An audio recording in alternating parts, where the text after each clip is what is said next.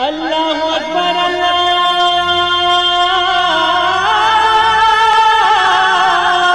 اکبر۔ السلام علیکم ورحمۃ اللہ وبرکاتہ۔ الحمدللہ رب العالمین والصلاة والسلام علی اشرف الانبیاء والمرسلین نبینا محمد وعلی آلہ وصحبہ اجمعین ومن تبعہم بإحسان الی یوم الدین، اما بعد۔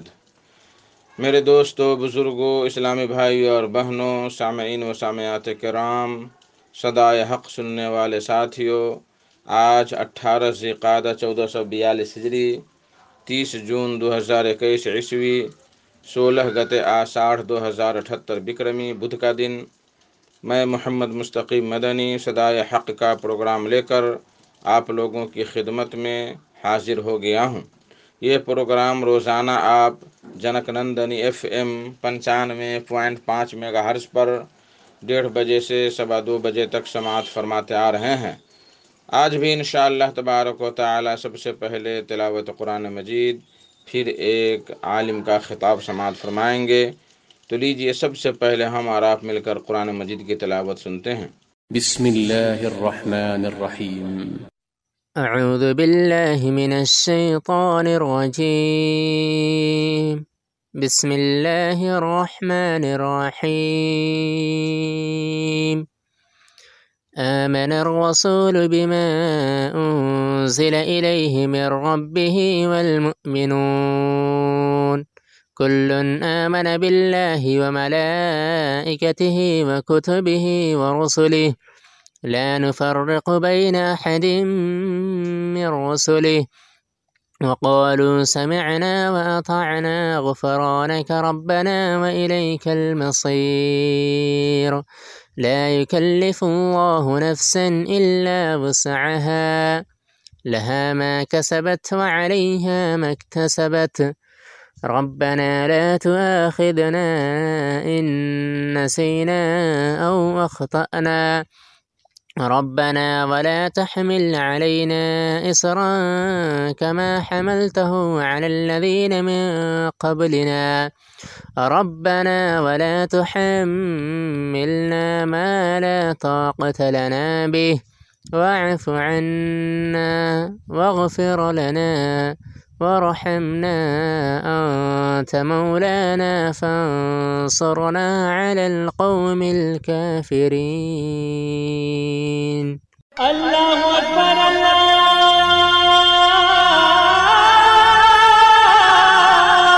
اکبر۔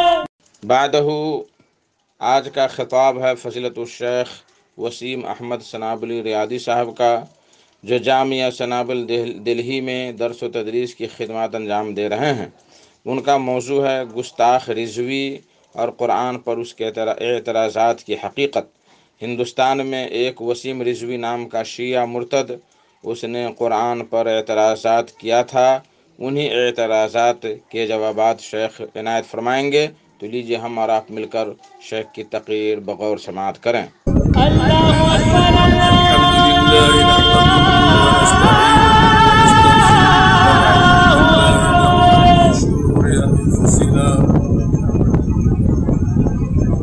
ونعوذ بالله من شرور أنفسنا ومن سيئات أعمالنا من يهده الله فلا مضل له ومن يضلل فلا هادي له وأشهد أن لا إله إلا الله وحده لا شريك له وأشهد أن محمدا عبده ورسوله أما بعد فإن خير الحديث كتاب الله وخير الهدي هدي محمد صلى الله عليه وسلم وشر الأمور محدثاتها وكل محدثة بدعة وكل بدعة ضلالة وكل ضلالة في النار أعوذ بالله السميع العليم من الشيطان الرجيم. بسم الله الرحمن الرحيم. يريدون ليطفئوا نور الله بأفواههم والله متم نوره ولو كره الكافرون. وقال سبحانه في موضع آخر يريدون أن يطفئوا نور الله بأفواههم ويأبى الله إلا أن يتم نوره ولو كره الكافرون.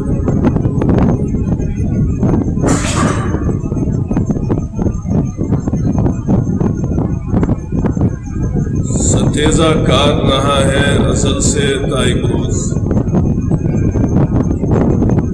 ستیزہ کار رہا ہے ازل سے تائق روز.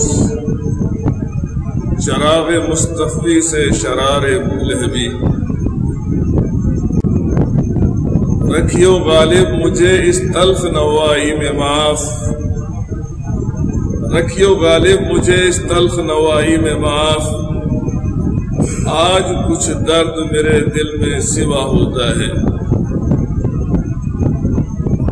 پوچھا ہے حال غم تو لبوں کی ہنسی نہ دیکھ. پوچھا ہے حال غم تو لبوں کی ہنسی نہ دیکھ. 100 زخم ہے جو دل میں چھپائے ہوئے ہیں ہم. اسلامی و دینی بھائیوں اور محترم اساتذہ کرام، ویسے تو آج شعبان کی 5 تاریخ ہے اور اسی مناسبت سے آپ سے کچھ گفتگو کی جانی چاہیے تھی، لیکن پچھلے ہفتے جو ایک انتہائی المناک اور انتہائی تکلیف دہ حادثہ پیش آیا ہے، جس کا تعلق ہماری اور آپ کی مقدسات سے ہے، جس کا تعلق اللہ رب العزت کی آخری کتاب سے ہے. اس حادثے کے پیش آنے کی وجہ سے مجھے شعبان کے تعلق سے جو کچھ کہنا تھا وہ مؤخر کرنا پڑ رہا ہے. پچھلے ہفتے جو حادثہ پیش آیا ہے اس میں کوئی شبہ نہیں ہے کہ یہ ہمارے اور آپ کے لیے انتہائی تکلیف دہ بات، اور صرف ہندوستان ہی کے مسلمانوں کے لیے نہیں بلکہ ساری دنیا کے مسلمانوں کے لیے، جن کے دلوں کے اندر ذرہ برابر بھی ایمان موجود ہے، سارے مسلمانوں کے لیے انتہائی تکلیف کی بات ہے اور غور و فکر کرنے کی بات ہے، اور اس حادثے اور اس واقعے کو انتہائی سنجیدگی کے ساتھ سمجھنے کی بات ہے. سب سے پہلے تو میں آپ سے یہ کہنا چاہوں گا کہ اس طرح کے جو حادثے پیش آتے ہیں اور آنے والی زندگی میں ابھی اور بھی پیش آ سکتے ہیں، اور جب تک اس روئے زمین پر ایک انسان بھی موجود ہے تب تک اس طرح کے حادثے پیش آتے رہیں گے، رونما ہوتے رہیں گے. حق و باطل کی جنگ اور اس کا ٹکراؤ، خیر و شر کی لڑائی، ہدایت اور گمراہی دونوں کے درمیان یہ ٹکراؤ، یہ کشمکش، یہ اللہ رب العزت کا ایک دستور ہے، یہ قانون ہے. اور اللہ رب العزت نے قرآن کے ذریعے سے یہ بات انسانوں کو، جب سے اللہ رب العزت نے سب سے پہلے انسان آدم علیہ السلام کو پیدا فرمایا تھا، اسی وقت یہ بات اللہ رب العزت نے واضح کر دی تھی. اور جب تک یہ دنیا قائم ہے تب تک یہ سلسلہ چلتا رہے گا. اس طرح کے حادثات اور واقعات رونما ہوتے رہیں گے، اور دنیا کے ہر گوشے سے، کبھی آپ کو امریکہ سے، کبھی آپ کو رشیا سے، کبھی آپ کو برطانیہ سے، کبھی آپ کو چائنا سے، کبھی آپ کو کہیں سے، کبھی آپ کو کسی اور جگہ سے اس طرح کی خبریں آتی رہیں گی۔ یہ اللہ رب العزت کی سنت ہے اور یہ اس کا قانون ہے، اور دنیا بنانے والے دنیا بنائی ہی اسی مقصد کی خاطر ہے تاکہ یہاں اچھے اور بروں کا امتحان ہو سکے، ان کی آزمائش ہو سکے، اور جو اچھے لوگ ہوں اور جو خیر پسند لوگ ہوں، جو صراط مستقیم پر چلنے والے ہوں، جو اللہ تعالیٰ کی ہدایت کے مطابق زندگی گزارنے والے ہوں، ان کے لیے اللہ رب العزت نے جنت بھی اسی لیے بنائی ہے، ورنہ جنت کا وجود نہیں ہوتا۔ اور جو شر کا راستہ اختیار کرنے والے اللہ رب العزت نے ان کے لیے جہنم تیار کی ہوئی ہے۔ اس کا مقصد یہی ہے تاکہ اللہ رب العزت انسانوں کو ان کے اچھے یا برے اعمال کے مطابق جو دنیا میں کریں گے کہ وہ خیر کا ساتھ دیتے ہیں یا شر کا ساتھ دیتے ہیں، قرآن کا ساتھ دیتے ہیں یا قرآن کی مخالفت کرتے ہیں، قرآن کی توہین کرتے ہیں یا قرآن کی عزت کرتے ہیں، اسی کے مطابق اللہ رب العزت اپنے انسانوں کو بدلہ دے گا۔ یہ اللہ رب العزت کا دستور، اس کا قانون ہے۔ اور اگر ہم قرآن کا مطالعہ کرتے ہیں، اگر پڑھتے ہیں، تو ہمارے سامنے اللہ رب العزت نے ایسی بے شمار مثالیں بھی ذکر فرمائی ہیں کہ کس طریقے سے خیر اور شر کے درمیان، حق و باطل کے درمیان ٹکراؤ ہوا ہے، اور اللہ رب العزت نے یہ حقیقت بھی بیان فرما دی ہے کہ اچھا انجام اور فتح اور حقیقی کامیابی ہمیشہ حق کو ملی ہے، حق ہی غالب آتا ہے، یہ اس کا انجام اور اس کا نتیجہ ہوا کرتا ہے۔ اللہ رب العزت نے اسی جانب اشارہ کرتے ہوئے کہا کذالک یضرب اللہ الحق والباطل، اللہ رب العزت اسی طریقے سے حق اور باطل کی مثالیں بیان کرتا ہے، اور یہ بھی بتلاتا ہے کہ کس طریقے سے حق باطل پر غالب آ جایا کرتا ہے۔ اور اللہ رب العزت نے دوسری آیت میں ارشاد فرمایا وَيَمْحُ اللَّهُ الْبَاطِلَ وَيُحِقُّ الْحَقَّ بِكَلِمَاتِهِ إِنَّهُ عَلِيمٌ بِذَاتِ الصُّدُورِ، اللہ رب العزت باطل کو مٹاتا ہے اور حق کو اپنے کلمات کے ذریعے سے ثابت رکھتا ہے، قائم رکھتا ہے۔ إِنَّهُ عَلِيمٌ بِذَاتِ الصُّدُورِ، اس لیے کہ اللہ رب العزت لوگوں کے سینے کی باتوں کو جانتا ہے، دلوں کی باتوں کو اچھی طرح سے جانتا ہے۔ اور اللہ رب العزت نے اس کی مثالیں بھی بیان فرما دی ہیں۔ ہم بہت زمانے سے ایک مشہور مثال سنتے آئے ہیں کہ موسیٰ علیہ السلام اور فرعون کے درمیان کس طریقے سے ٹکراؤ ہوا، کس طریقے سے ان کے درمیان کشمکش ہوئی۔ اللہ رب العزت اس ظالم کو ہلاک و برباد کرنا چاہتا تھا، اللہ رب العزت نے ایک ایسا انتظام کیا، اس کے دشمن کو اسی کی گود میں پرورش کروائی، اسی کے قصر، اسی کے محل میں، اسی کی نگرانی میں اسی کے دشمن کی پرورش ہوئی۔ اور ایک دن وہ آیا کہ موسیٰ علیہ السلام نے فرعون کے سامنے زبان کھولی کہ میں اللہ رب العزت کا نبی، اس کا رسول، اس کا پیغمبر ہوں۔ اور اس کے بعد جو پورا حادثہ، جو واقعہ ہوا، جو ٹکراؤ ہوا، اللہ رب العزت نے فرعون کو غرقاب کر دیا، اور جو موسیٰ علیہ السلام اور ان کی قوم کے لوگ پستی کی زندگی گزار رہے تھے، لاچار تھے، مجبور تھے، ان کو بلندی عطا فرمائی، ان کو اقتدار دیا، ان کو حکومت عطا فرمائی۔ جو شڈول کاسٹ تھے اپنے زمانے کے، نچلے ترین لوگ شمار کیے جاتے تھے، ذلیل سمجھے جاتے تھے، ان کی قدر ہونے لگی اور وہی حکومت ان کے ہاتھ میں آ گئی۔ یہ اللہ رب العزت کا قانون، اس کا دستور ہے۔ اور اگر ابتدائے اسلام اللہ کے رسول صلی اللہ علیہ وسلم نے جب سے اپنے نبی ہونے کا اعلان فرمایا، وہاں سے اگر ہم سوچنا شروع کریں، غور و فکر کریں، تو یہی بات ہم کو نظر آئے گی۔ اللہ کے رسول صلی اللہ علیہ وسلم کی دعوت کو، آپ کے پیغام کو اور قرآن کو کس طریقے سے لوگوں نے جھٹلایا۔ کسی نے کہا کہ یہ کاہنوں کا کلام ہے، کسی نے کہا کہ یہ جادوگروں کا کلام ہے، کسی نے کہا کہ یہ شیاطین کا کلام ہے. یہ سارے الزامات اس کتاب الہی پر لگائے گئے. جس طریقے سے آج موجودہ زمانے میں طرح طرح کے الزامات اس کتاب الہی کے تعلق سے ذکر کیے جاتے ہیں اور لگائے جاتے ہیں، لیکن انجام نتیجہ کیا ہوا؟ اللہ رب العزت نے جو مخالفت کے امام تھے، سرغنہ تھے، ابو جہل ہو، ابو لہب ہو، امیہ ابن خلف ہو، عبداللہ ابن ابی ابن سلول رئیس المنافقین ہو، یا اور اس کے علاوہ نہ جانے کتنے ایسے لوگ تھے جنہوں نے اس کتاب الہی کی مخالفت کی، اللہ کے رسول صلی اللہ علیہ وسلم کی مخالفت کی. سارے لوگ دنیا سے چلے گئے اور آج ان کا کوئی نام لیوا نہیں ہے، لیکن جس کا نام مسلمان ہر لمحہ اور ہر گھڑی لیتے ہیں وہ اللہ کے رسول صلی اللہ علیہ وسلم کی شخصیت ہے. اور جو کتاب دنیا میں سب سے زیادہ پڑھی جاتی ہے، سب سے زیادہ یاد کی جاتی ہے، سب سے زیادہ سینوں میں محفوظ کی جاتی ہے، وہ یہی ہماری کتاب ہے.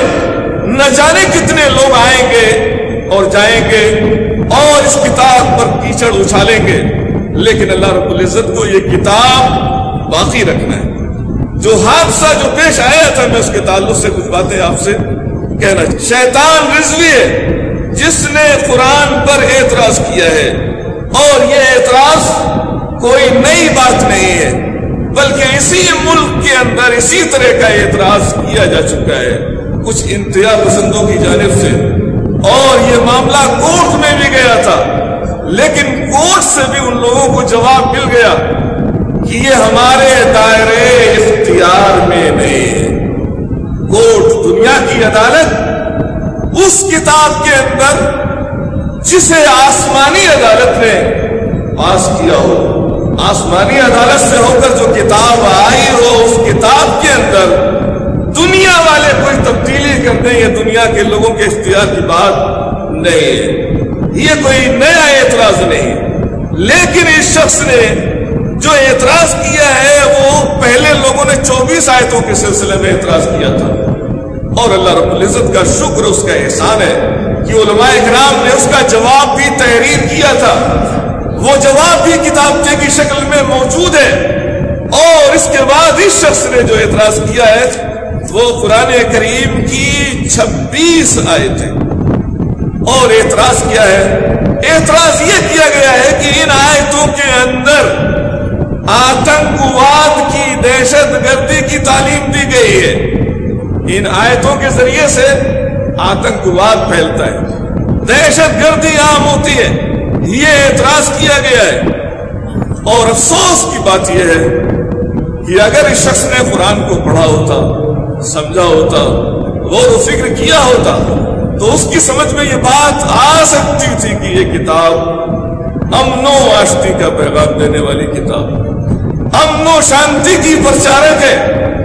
یہ دہشت گردی کی تعلیم نہیں دیتی ہے کتاب.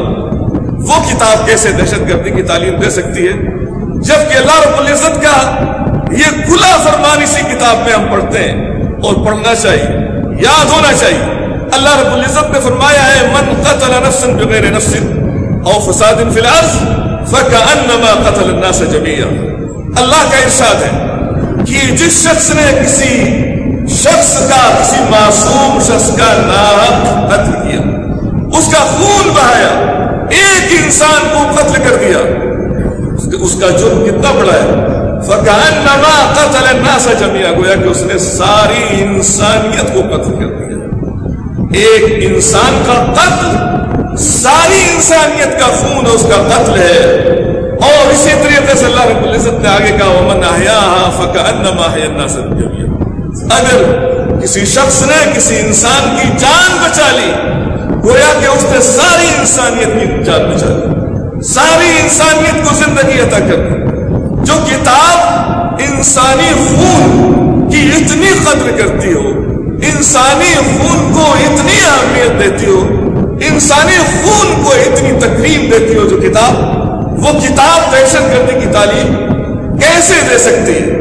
اور ہم یہ بات چیلنج کے ساتھ کہتے ہیں کہ دنیا کے اندر جتنی بھی کتابیں موجود ہیں، کوئی بھی کتاب لے کے چلے جاؤ، اس اسلوب میں کسی بھی کتاب کے اندر یہ بات کہی گئی ہو۔ اور تمہارے جتنے بھی رہنما ہیں، جتنے بھی قائدین ہیں، جتنے بھی امن و امان کی بات کرتے ہیں، امن و شانتی کا پیغام دیتے ہیں، اور جتنے بھی تمہارے ادیب اور پڑھے لکھے ہیں، ان کو لے آؤ، دکھا دو کہ کسی نے اس اسلوب میں کہ ایک انسان کا قتل پوری انسانیت کا قتل ہے، اور ایک انسان کو زندگی عطا کرنا پوری انسانیت کو زندگی عطا کرنا ہے، دکھا دو کسی نے لکھا ہو، کسی نے یہ بات کہی، کسی نے یہ بات تم کو سمجھائی ہو۔ یہ قرآن کا پیغام ہے کہ ایک انسان کا قتل یہ پوری انسانیت کا قتل ہے۔ آج یہ اعتراضات کرنے والے ایک انسان نہیں جتنے لوگ اعتراض کرتے ہیں، بلکہ سینکڑوں انسانوں کی جان لے لیتے ہیں، سینکڑوں انسانوں کو قتل کر دیتے ہیں، بلکہ بعض حکمران تو ایسے ہیں جنہوں نے لاکھوں لوگوں کا قتل کیا ہے، ملینوں لوگوں کو موت کے گھاٹ سے اتار دیا ہے، ان کا کوئی حساب لینے والا نہیں ہے۔ آج اس کتاب پر یہ اعتراض کیا جاتا ہے کہ اس سے آتنکواد پھیلتا ہے۔ اور آئیے سنیے، اس شخص نے جو اعتراض کیا ہے، ہمارے لیے دکھ کی بات یہ ہے کہ آج یہ اعتراض کرنے والا مسلمان کہلاتا ہے، نام نہاد مسلمان ہے، اپنی نسبت اسلام کی جانب کرتا ہے، اس لیے ہمارے لیے یہ اور زیادہ تکلیف دہ بات ہے۔ کسی نے یہ بات کہی تھی شاعری کی زبان میں، دل کے پھپھولے جل اٹھے سینے کے داغ سے، اس گھر کو آگ لگ گئی گھر کے چراغ سے۔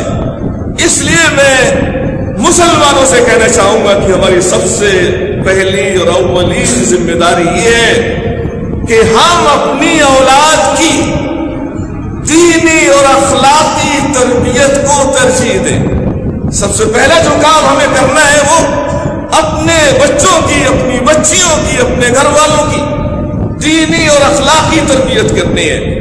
اور اگر ہم نے جس طریقے سے ہم اس کوتاہی میں مبتلا رہے ہیں اب تک، اگر اسی طریقے سے یہ کوتاہی ہم سے ہوتی رہی تو یاد رہے ایک نہیں بلکہ اس طرح کے اور لوگ، میر صادق کا نام ہم نے سنا ہے، میر جعفر کا نام ہم نے سنا ہے، یہ غدار قوم تھے، یہ مسلمان نام کے مسلمان تھے، یہ غدار تھے اسلامی تاریخ میں۔ اور ہم نام سنتے ہیں، سلمان رشدی کا نام ہم سنتے ہیں، تسلیمہ نسرین کو ہم جانتے ہیں، طارق فتح کو ہم جانتے ہیں، شیطان رضوی جو اس وقت اٹھا ہے ہم نے اس کو بھی جانا ہے۔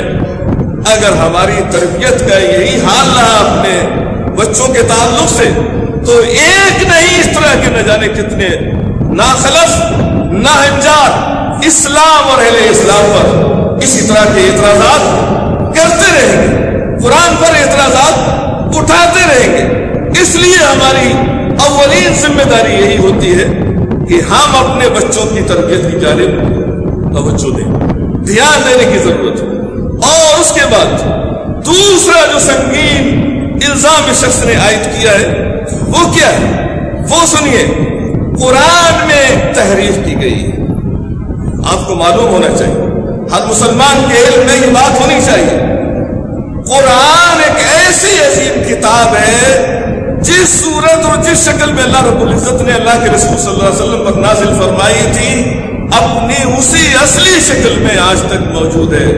مسلمانوں کا اتفاقی مسئلہ ہے، اجماعی مسئلہ ہے کہ قرآن کے اندر تحریف نہیں ہوئی ہے اور ناممکن ہے، اور جو شخص یہ عقیدہ رکھتا ہو قرآن کے اندر تبدیلی کی گئی، تحریف کی گئی، گڑبڑ کی گئی، اس میں کچھ آیتیں گھٹائی گئی، بڑھائی گئی ہے، جو شخص یہ سمجھتا ہو وہ دائرے اسلام سے خارج ہے۔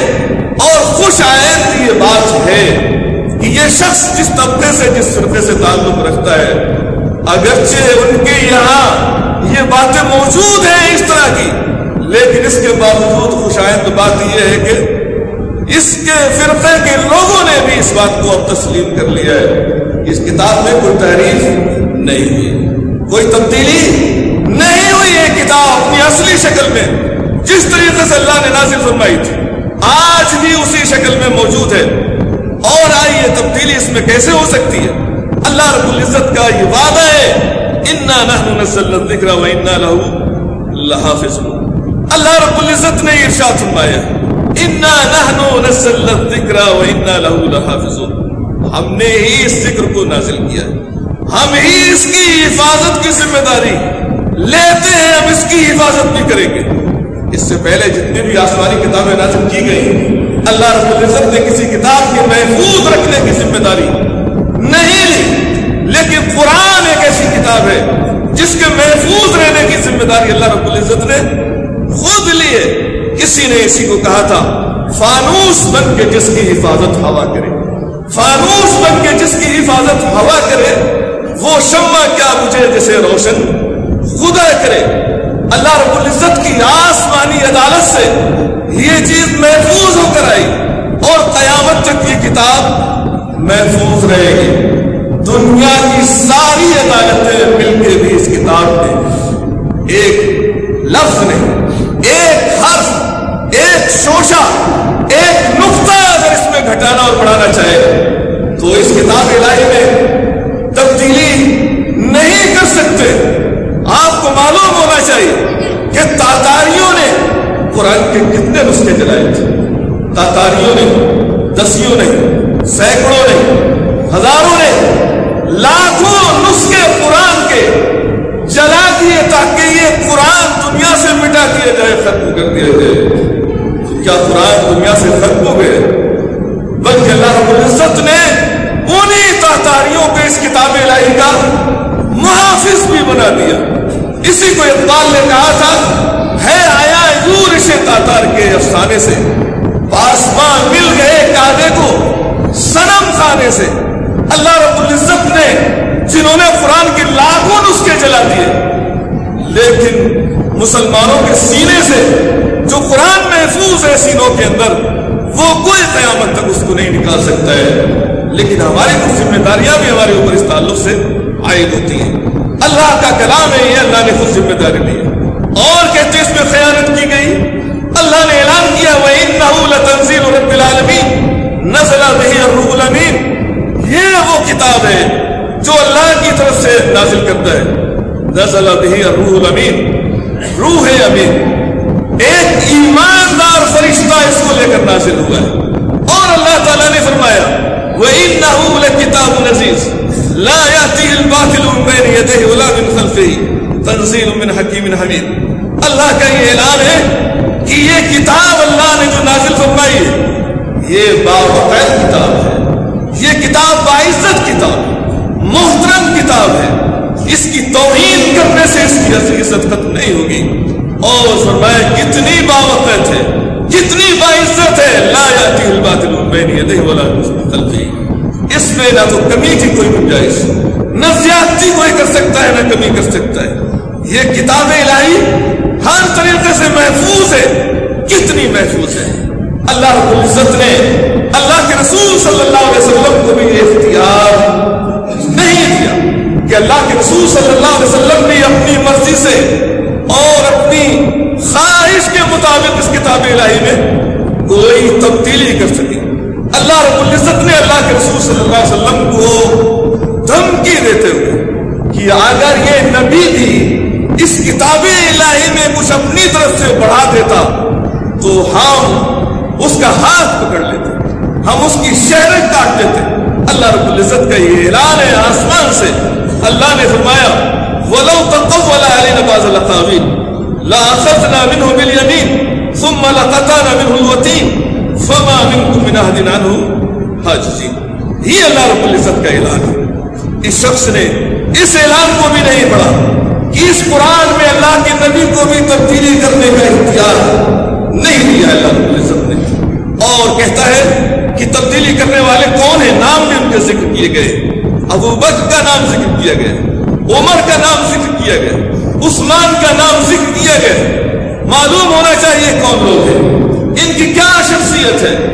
یہ اسلام کے اولین خلفائے راشدین ہیں، یہ وہ لوگ ہیں اللہ کے رسول نے جن کے طریقے کو، جن کے منہج کو، جن کی زندگی کو بعد میں آنے والے تمام لوگوں کے لیے راہ نجات قرار دیا۔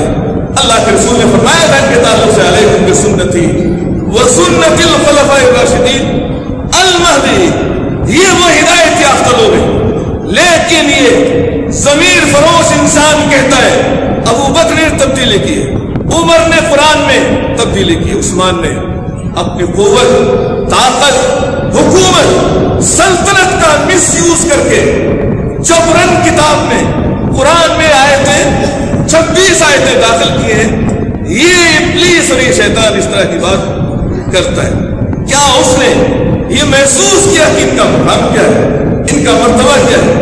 یہ لوگ خائن تھے، غدار تھے، قرآن میں تحریف کرنے والے لوگ۔ یہ بات یہ بھی ہے کہ اس شخص نے حضرت علی کا نام ذکر نہیں کیا، حضرت علی کا نام نہیں ذکر کیا ہے یہاں پر کہ حضرت علی کو بھی اس میں شامل کر لیا جائے۔ وہ کس لیے؟ اس لیے کہ اس کے جو معتقد جو لوگ ہیں، جو اس طرح کا عقیدہ رکھنے والے ہیں، جو صحابہ کو برا بھلا کہنے والے ہیں، وہ نہ ناراض ہو جائے، اہل بیت سے تعلق رکھنے والے لوگ ناراض نہ ہو جائے، ان سے عقیدت رکھنے والے لوگ ناراض نہ ہو جائیں، یہ سمجھتے ہوئے حضرت علی کا نام نہیں لیا۔ لیکن اللہ تعالیٰ جو کرتا ہے بہتر کرتا ہے۔ اس وقت حضرت علی کا نام اگرچہ اس نے نہیں لیا ہے، لیکن وہ بھی اس سے ناراض ہیں، انہوں نے بھی دار اسلام سے خارج کر دیا ہے، اور جن کی پشت پناہی میں ان کی طرف سے بھی بیانات اخبارات میں آ رہے ہیں، ٹیلی ویژن پر آ رہے ہیں کہ ہمارا ایسے شخص سے کوئی تعلق نہیں ہے، اور اس طرح کی گھوٹی اور بھٹی اور کیچڑ اچھالنا قرآن کے خلاف، اس کو ہم برداشت نہیں کر سکتے۔ تو حضرت علی کا نام نہیں لیا ہے، لیکن یاد رہے حضرت علی کا نام نہ لے کر بھی اس میں حضرت علی کی بھی توہین ہے۔ یہ صرف ابو بکر کی توہین نہیں ہے، عمر کی توہین نہیں، عثمان کی توہین نہیں، حضرت علی کی بھی توہین اس میں ہے۔ کیوں توہین ہے حضرت علی کی؟ آپ وہ بھی سن لیجیے۔ حضرت علی رضی اللہ تعالی عنہ جب یہ تبدیلی کی گئی، حضرت ابو بکر کے زمانے میں بھی موجود تھے، حضرت عمر کے زمانے میں موجود تھے، حضرت عثمان غنی رضی اللہ تعالیٰ عنہ کے زمانے میں بھی موجود تھے۔ سوال یہ ہے کہ حضرت علی حق پر تھے تو پھر حضرت علی نے اعتراض کیوں نہیں کیا؟ کیوں سوال نہیں اٹھایا؟ کیا حضرت علی مزدل تھے؟ کیا حضرت علی خائن تھے؟ حضرت علی یا اور کچھ تھے؟ نعوذ باللہ۔ حضرت علی نے اعتراض کیوں نہیں کیا؟ چلیے آپ کہہ سکتے ہیں کہ خلافت چونکہ عمر کی تھی، ابو بکر تھی، عثمان کی تھی، ان کو ہمت نہیں ہو سکی، جرات نہیں ہو سکی، لیکن عثمان کی خلافت کے بعد علی رضی اللہ تعالی عنہ کی خلافت آئی۔ کتنے دن خلیفہ رہے؟ تاریخ کا لکھتے ہیں تقریباً 5 سال حضرت علی رضی اللہ تعالی عنہ خلیفہ رہے، اور بعض مورخین نے لکھا ہے کہ حضرت علی کی خلافت کی مدت 4 سال 9 مہینہ ہے۔ 4 سال 9 مہینہ حضرت علی رضی اللہ تعالیٰ عنہ خلیفہ رہے، تو مکمل اختیار کو حاصل، سفید اور سیاہ کے مالک تھے۔ انہوں نے اپنے دور اقتدار میں ان 26 آیتوں کو قرآن سے نکالنے کی جرأت اور ہمت ہو رہی ہے۔ اس سے تو حضرت علی پر الزام لگ جاتا ہے کہ گویا کہ خیانت میں، ان کی خیانت میں پہلے والوں کی حضرت علی بھی شامل رہے، نعوذ باللہ۔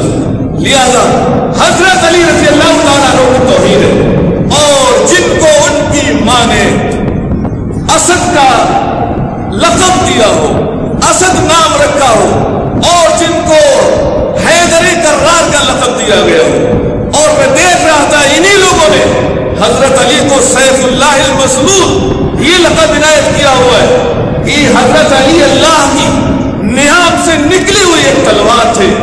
اگر نیام سے نکلی ہوئی تلوار تھے تو حضرت علی نے یہ کیسے گوارا کر لیا کہ ان 3 لوگوں نے جو تبدیلی قرآن میں کی ہے اس کو ختم کیوں نہیں کیا؟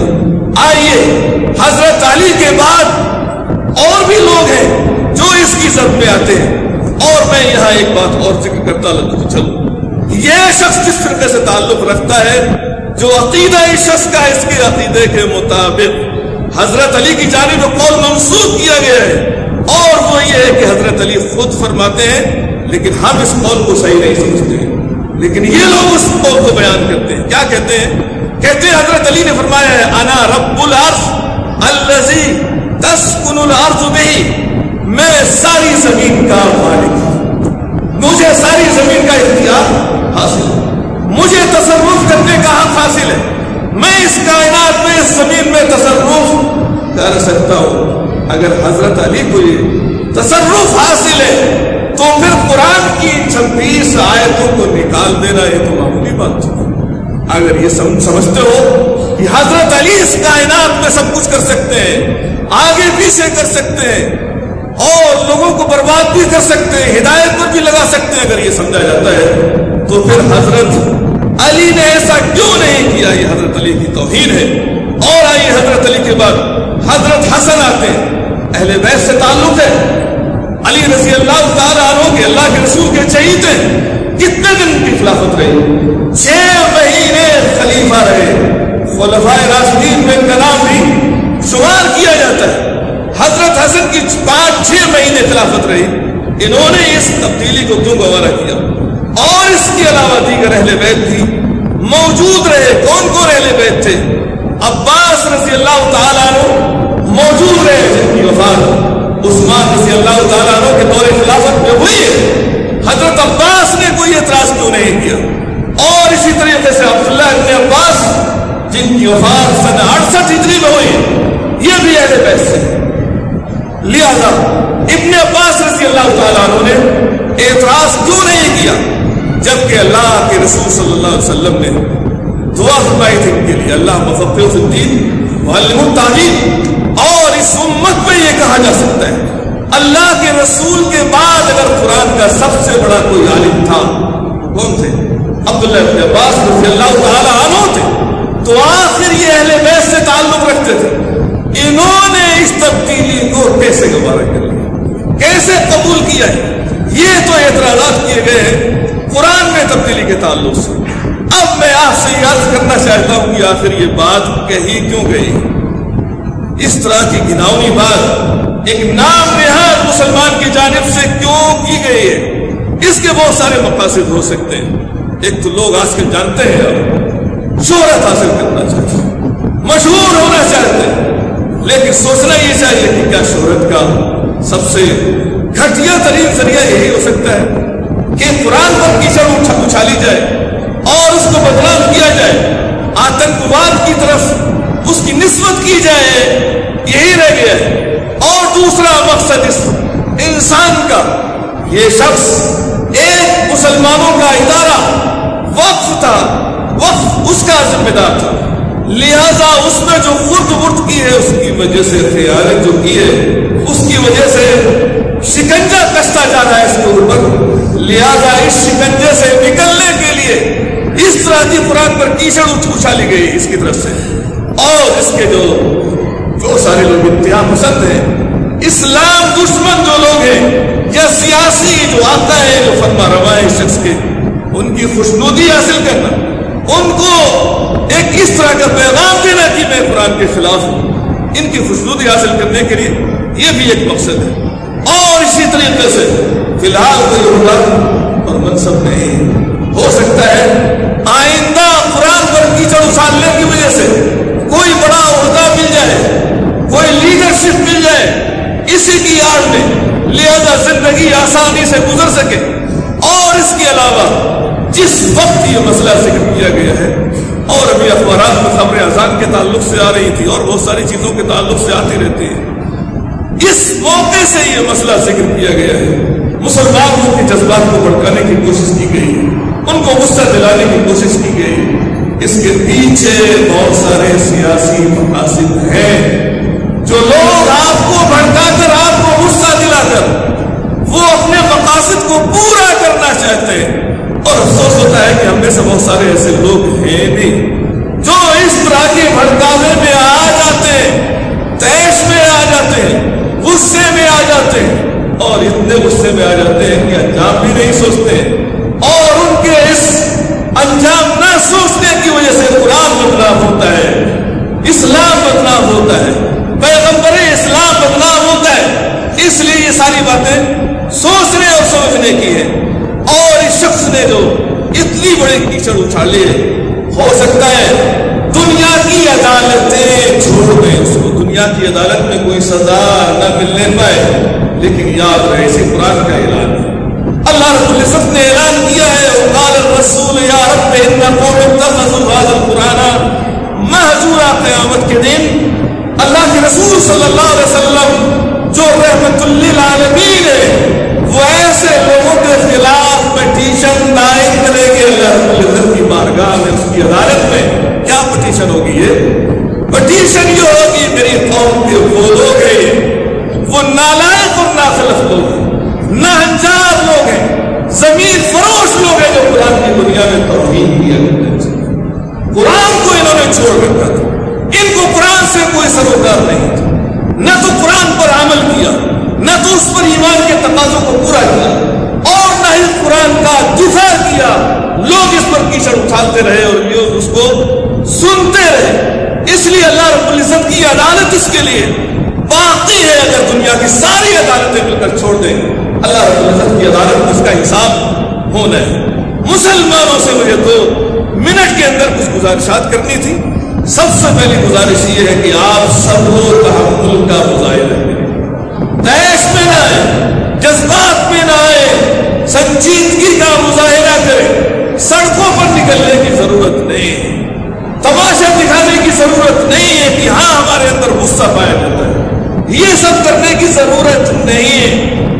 اور جو کچھ کرنا ہے وہ میں آگے چل کے بتاؤں گا کہ کیا کرنے کی ضرورت ہے.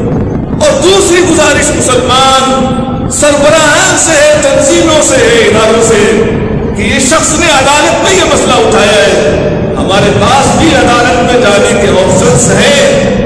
ہمارے پاس بھی یہ طریقہ ہونا چاہیے کہ اس کے خلاف جس قدر مضبوطی کے ساتھ ہم عدالت کا دروازہ کھٹکھٹا سکتے ہیں ہمیں کرنا چاہیے. کتنے ہی کیس اس کے اوپر درج کرنے پڑے اور ہو سکتا ہے کارروائی نہ ہو, پھر بھی اس کے باوجود یہ کارروائی ہم کو کرنی چاہیے. اور ایک گزارش مسلمانوں سے میں یہ کرنا چاہوں گا کہ مسلمانوں کو اب ہوش میں آ جانا چاہیے. قرآن کے نزول کے جو مقاصد ہیں, جس مقصد کی خاطر اللہ رب العزت نے یہ قرآن نازل فرمایا ہے, ان مقاصد کو سمجھنے کی ضرورت ہے. سمجھنے کے ساتھ ان پر عمل کرنے کی ضرورت ہے. اللہ رب العزت نے یہ قرآن کیوں نازل فرمایا ہے, آئیے سنیے. اللہ رب العزت کا ارشاد ہے وَإِنَّهُ لَذِكْرٌ لَكَ وَلِقَوْمِكَ وَسَوْفَ تُسْأَلُونَ. یہ اللہ رب العزت کا وَإِنَّهُ لَذِكْرٌ لَكَ, اے نبی قرآن آپ کے لیے ذکر ہے یا کہانی ہے. ایک معنی تو یہ کیا گیا, دوسرا معنی اس کا یہ کیا گیا کہ قرآن آپ کے لیے اور آپ کی قوم کے لیے باعث عزت و شرف ہے. اس قرآن پر ایمان لاؤ گے اور اس کے تقاضوں کو پورا کرو گے تو تمہیں کیا ہوگا؟ عزت حاصل ہوگی, دنیا کے اندر اونچا مقام حاصل ہوگا تمہارے لیے. اور اگر تم نے کوتاہی سے کام لیا تو کیا ہوگا؟ وَسَوْفَ تُسْأَلُونَ, اللہ تعالیٰ کیا باز پس بھی ہوگی. اگر کوتاہی کی, اس کتاب کو دہشت گردی کی کتاب قرار دیا, اس پر الزام تراشی, بہتان تراشی کی اور آتنکواد کی تعلیمات اس کتاب میں موجود ہے, اس طرح سے اگر دعوے کیے گئے, کیچڑ اچھالی گئی, تو یاد رہے اللہ تعالیٰ کی یہاں جانا ہے سب کو, اس کی آواز پس ہوگی. اور اللہ تعالیٰ نے یہ بات صرف مسلمانوں کے لیے نہیں کہی, بلکہ دنیا کے جتنے لوگ ہیں سارے یہ پیغام سن لیں. اللہ کا ارشاد وما هو الا ذکر للعالمین, یہ کتاب پوری دنیا اور جہان والوں کی باعث عزت و شرف ہے. یہ آتنکوادی کی کتاب نہیں ہے, دہشت گردی اس کے اندر نہیں ہے.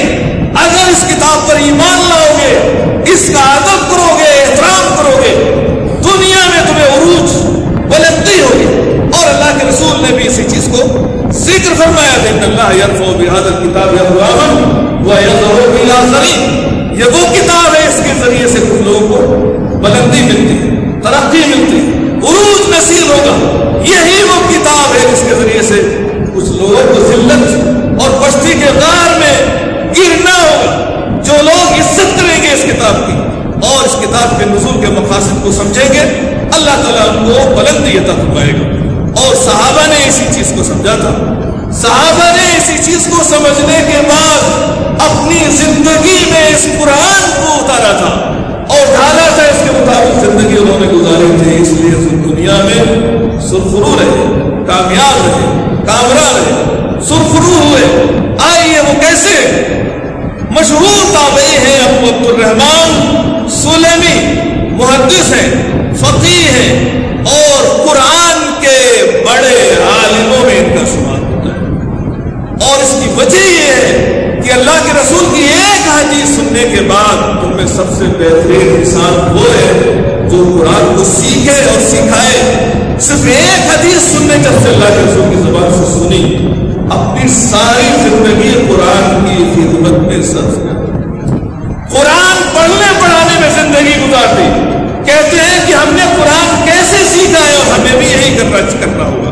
کہتے ہیں ہم سے ان لوگوں نے حدیث بیان کی ہے جو ہمیں قرآن پڑھاتے تھے۔ کون پڑھاتے تھے؟ کہ عثمان ابن عفان و عبداللہ ابن مسعود وغیرہ، عثمان رضی اللہ تعالیٰ، عبداللہ ابن مسعود رضی اللہ تعالیٰ کے علاوہ دیگر صحابہ جو ہم کو قرآن سکھاتے تھے، انہوں نے ہم سے بیان کیا ہے کہ انہوں نے اللہ کے رسول سے قرآن کیسے سیکھا ہے۔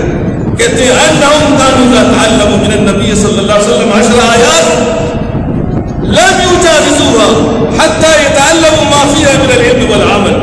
اللہ کے رسول صلی اللہ علیہ وسلم سے 10 آیتیں صحابہ سیکھتے تھے۔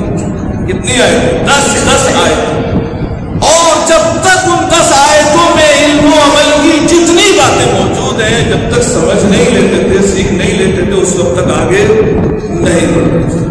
تو قرآن کا جتنا سیکھنا ضروری ہے، اتنا ہی قرآن کا سمجھنا اور اس پر عمل کرنا بھی ہمارے لیے ضروری ہے، ہر مسلمان کے لیے ضروری ہے۔ لہذا آگے چل کے کہتے ہیں قالوا فتعلمنا القرآن والعلم والعمل جميعا۔ کہتے ہیں کہ ہم نے اللہ کے رسول صلی اللہ علیہ وسلم سے، یہ صحابہ کہہ رہے ہیں، ہم نے قرآن میں سیکھا کیا ہے؟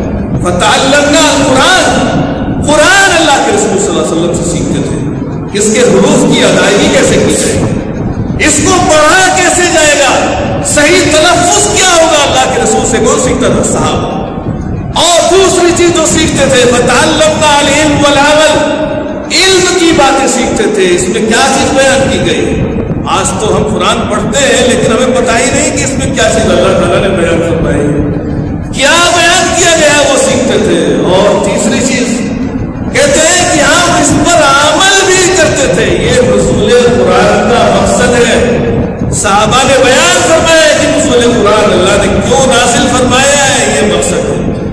لہذا میں گزارش کروں گا کہ اسی طرح کے حادثات جو پیش آ رہے ہیں، یہ ہم کو بیدار کرنے کے لیے، ہمیں دیکھنے کے لیے، جانچنے کے لیے ہوتے ہیں، یہ دیکھنے کے لیے کہ ہمارے اندر گرمی یا حرارت ہے کہ نہیں، ہمارا ایمان زندہ ہے یا نہیں ہے۔ دشمنان اسلام یہ دیکھنا چاہتے ہیں، اس لیے آج ہی سے ہم یہ عہد کریں کہ ہمارا جو تعلیم کا جو میڈیم ہوگا وہ قرآن۔ صحابہ نے، تابعین اور ان کے بعد میں آنے والے امام ابو حنیفہ، امام مالک، امام شافعی، احمد ابن حنبل، یہ سارے لوگ قرآن کے حافظ تھے۔ سب سے پہلے گھر میں ان کی مائیں ان کو قرآن سکھایا کرتی تھی، اس کے بعد قرآن حفظ کرایا کرتی تھی، اس کے بعد دنیا کے جتنے بھی علوم اور فنون ہیں وہ ان کو سکھائے جاتے تھے۔ یہ مسلمانوں کا جو بہترین زمانہ تھا، پیریڈ، تقریب پیریڈ جسے آپ کہہ سکتے ہیں، یہ اس زمانے کا میڈیم تھا ان کی تعلیم کا۔ اور اس کا نتیجہ یہ تھا کہ کوئی بھی قرآن پر اعتراض کرتا تو اس کا منہ توڑ جواب دیا جائے۔ لیکن آج تو ہمیں ہوش ہی نہیں، ہمارے بچے کس میڈیم سے پڑھ رہے ہیں سارے لوگ جانتے ہیں۔ لہٰذا میں گزارش کروں گا کہ حادثات رکنے والے نہیں، ہو سکتا ہے کہ اور بھی حادثات اس طرح کے پیش آ جائے۔ لہذا اب ہمیں جاننے کی ضرورت ہے، اپنے آپ کو تیار کرنے کی ضرورت ہے، اپنی نئی نسل کو تیار کرنے کی ضرورت ہے۔ اب ہمارے ہر گھر کے اندر ہمارے بچے اور بچیاں حافظ قرآن ہونا چاہیے۔ دنیا کی ساری لائبریریاں ختم کر دی جائے اور پھر بھی ہمارے سینوں کے اندر وہ قرآن محفوظ رہے۔ دنیا کے اندر ایک بھی مسلمان اگر موجود ہے، اس کے سینے میں قرآن محفوظ ہونا چاہیے۔ اللہ رب العزت سے دعا ہے کہ اللہ تعالیٰ مسلمانوں کو صحیح سمجھ عطا فرمائے۔ جس شخص نے قرآن پر کیچڑ اچھالے اللہ رب العزت اس کے ساتھ ویسا ہی سلوک فرمائے جس کا وہ مستحق ہے اس دنیا کے اندر بھی اور آخرت کے اندر بھی. اور اللہ رب العزت مسلمانوں کو اس قرآن کو سمجھنے کی اور اس کی نازل یہ جانے کہ مقاصد کو سمجھنے کے اللہ رب العزت توفیق عطا فرمائے. وآخر